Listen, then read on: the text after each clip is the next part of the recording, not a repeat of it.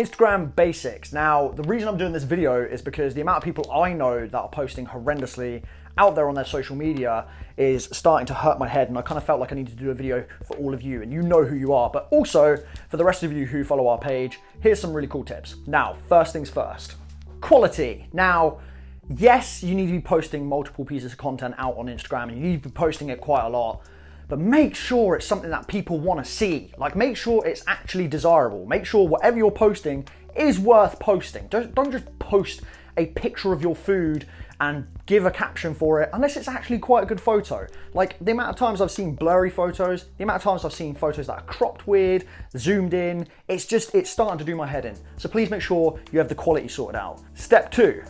Having a theme to your page. Now, the reason I'm saying this one is because the amount of people who have what I call dad Instagrams, and there's a few of you who I'm looking at right now, where you basically post a photo of your face that's really up close, you post it from here, you post a picture of your food, you post a picture of the landscape, and you put some kind of caption that has no relevance to your page whatsoever.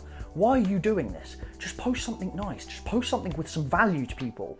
If you're using your social media as a tool for marketing, please use it as a tool for marketing. Do it properly. Have the quality, have a theme to your page, create consistency. Step 3.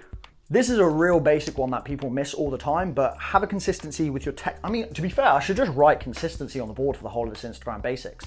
Have consistency with the text that you write and have a format for how you lay it out, especially with your hashtags as well. And if you use like 30 hashtags, please just comment the hashtags as the first comment. It still works on your post. You don't need to bother doing it in the description. It looks really messy.